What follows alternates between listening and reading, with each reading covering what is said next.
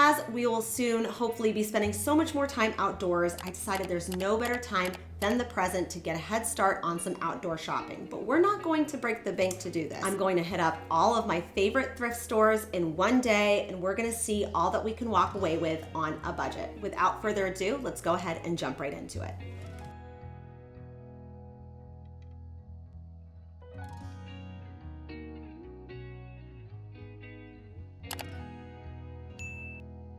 Starting off with the first stop always being the Goodwill outlet for a few reasons. They open the earliest, and also they are the least expensive in terms of different types of thrift stores. I am going in with a plan, primarily looking for outdoor decor pieces, but I'm also keeping an open mind. This woven tray is great for hosting and serveware. Just had one small imperfection that we can fix pretty easily.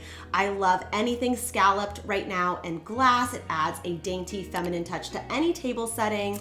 Glazed planters with included saucers are always a great find for spring and summer. A couple things you do have to be careful at the Goodwill bins especially is if something is unusually heavy, like bowling balls or pieces like this that are large in scale, you can weigh them separately to see how much they'll cost, but usually not the best deal at the bins. Also, just really paying attention to the details of each piece. A lot of the pieces, especially the glassware pieces, are chipped.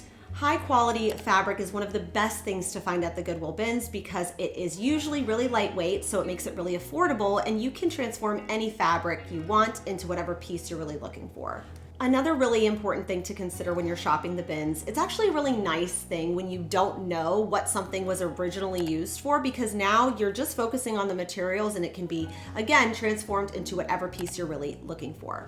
Because they don't bag any of your items, that's up to you. I do like to find a canvas bag or some sort of a tote that I can reuse for other things to store all of the things that I just found. So this was 1 hour at the Goodwill bins, totaling at just under $16. Now, because my Goodwill outlet has a retail store adjacent to it, I do like to pop in there and see what they have going on. And I know I hear from a lot of you guys that the prices are just skyrocketing, and that's definitely true when it comes to the retail side. It's very hard to find things that are even worth the price that they're charging for, especially because it was donated. The way I generally approach this is basically if I'm not saving at least 70% on the item as it would be retail, or if this is an item that I see really often, I don't feel as obligated to buy it. So an example of this is these two ottomans here. From a distance, they look okay, but then when I press down on them, there's nothing structurally here to these. They're just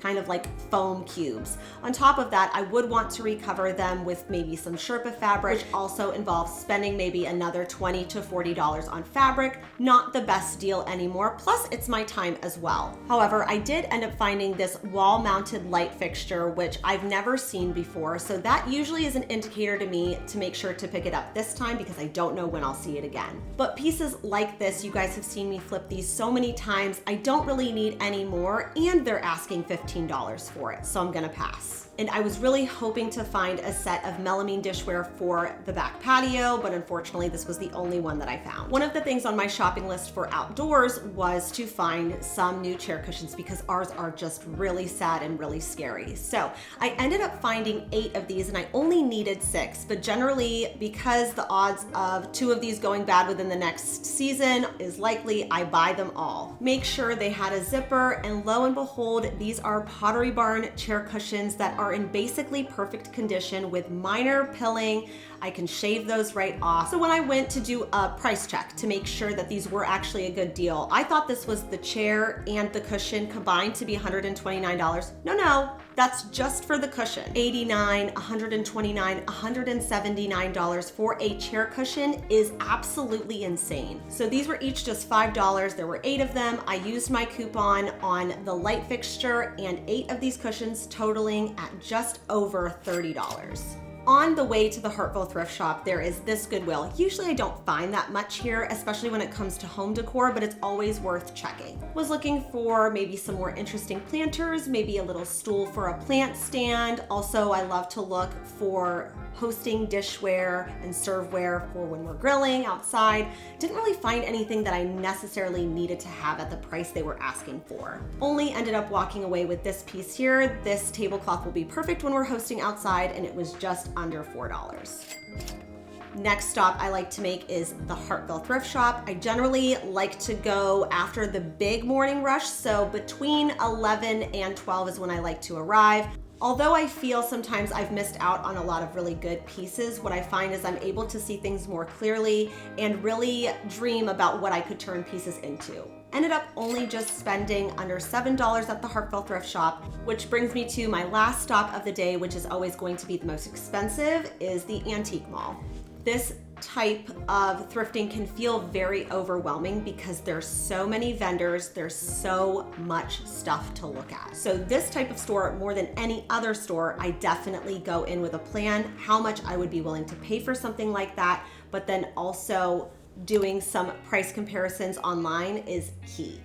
For example, these concrete planters from places like Olive Atelier, these can be at least $55 and up. So the fact that these were just $14 a piece, I ended up buying the 2 that she was selling and just walked out of there spending under $30. So I ended up purchasing 10 items. Let's start with anything that needs to be washed. So of course we have our 8 chair cushions, originally from Pottery Barn, ended up shaking out to just about $3 a piece. Pretty straightforward. We just need to remove the cushions, wash them, let them air dry, and then remove any pilling, and they will be good as new. Moving along now to the floral fabric that I found at the Goodwill bins. This could be a table runner. I could turn this into a lumbar pillow. I could use this as some wall decor. But for now, we're just going to throw it in the washer as well and let those ideas marinate. Last but not least to wash is of course our tablecloth. Just needed to open it up, make sure there weren't any stains that needed to be dealt with, and then everything immediately gets thrown in the washing machine. While that's washing, I like to move on to my other pieces. So I have this wall mounted light here. Knew that I was going to need to replace the shade, and lucky for me, I hoard lampshades. If I ever find a really beautiful one, I always make sure to pick it up. I found this shade months ago at the antique mall, and I thought it was going to be perfect for this wall mounted shade. I felt like the scale was better too, just didn't love the color. So I decided to first paint the inside of this shade in a aged brassy color. You guys have seen me do this a billion times. It's just layering different spray paints, rub and buff if you need it, dark brown matte spray paint, black spray paint, just to create the depth that you get from patinaed brass. Finished it off with some satin black spray paint to the top of the light fixture just to make it match the wall mounted component. The key with spray paint to make it look really nice and seamless, like it was always that color, is just many, many, many light coats. I've watched other people in my life spray paint, and it always makes me cringe a little bit because they're A, way too close to the item they're spray painting, and B, that first coat is so heavy and so thick. Not only will that take forever to dry, you of course will have some drip marks then. So just take your time. There's no need to rush. This is supposed to be a fun and creative experience. So I just like to take my time with projects, and I feel like usually I get a pretty good end result. The next project piece was this dough bowl here.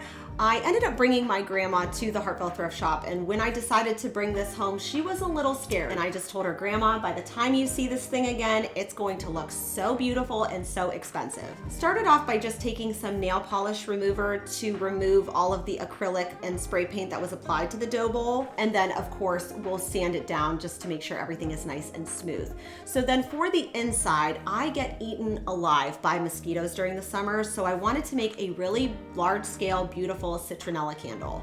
Melted down the wax, used those same wicks, and we are just going to place the wicks in place. I decided to use 4, but it just totally depends how big your bowl is and the shape of your bowl, but I thought that 4 was a nice amount to make sure that when it melts down pretty evenly. For the wicks to stay in place, just grab a couple kebab sticks and then put the wick inside, just tape around so they stay nice and straight. Candles just like this from Pottery Barn and Anthropologie, even Home Goods, you're at least going to spend $35, $40, and if you can just spend a little bit of time and just about $10, you can have a super similar look on a budget.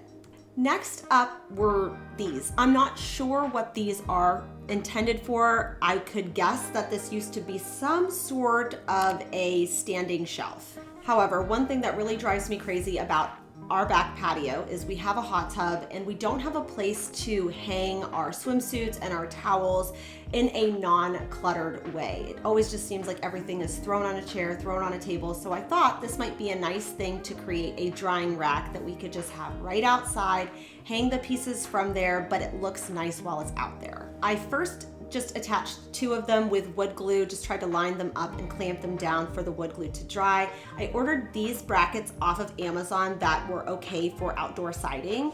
I like that I could fold this down when it's not in use, but while it is, it looks nice enough to be outside. I also found this really sweet, very heavy clock. I don't actually have a use for this. The clock doesn't work, but I know that my subscribers specifically are very crafty and talented. So I'm gonna give this to one of you guys. Just make sure you're subscribed so I can see it. And then also just make sure that your comment says something about the clock so I know that that is something you're interested in having.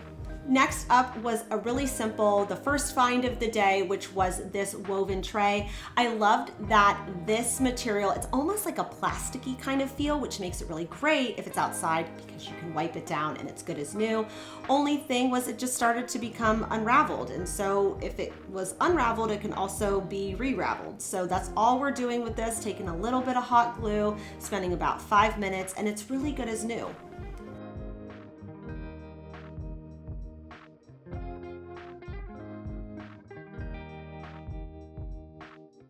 Next up was this really beautiful large scalloped plate. I thought this would just be much prettier as some sort of a display or cake stand, especially for Easter. So I had this candle that I bought from Target a few months ago, just going to melt down the very little wax that is left. I personally just use a double boiler system, just have some boiling water underneath whatever you're trying to melt down and then just pour out the remainder of the wax in something safe that you could discard and then just clean it off like any Connected the 2 pieces together using Loctite glass glue, just making sure to let that fully cure before touching it. Pieces like these don't have to cost a lot of money. You can just create things with things you already have or things that you find at the bins super affordably. Last but not least is the planters that we found. So this one I found at the Goodwill bins. I loved the color, loved the glaze. Great for when you're seed starting and you don't just want to see the black, cheapy, plasticky part. So this is just a nice way to enhance that look. And then of course we found these, very reminiscent of something I would find at Olive Atelier. I initially thought I was going to use these for the citronella candle, but decided the Doble worked better for that. These will work better as a start to an herb garden, but in a really rustic and beautiful way.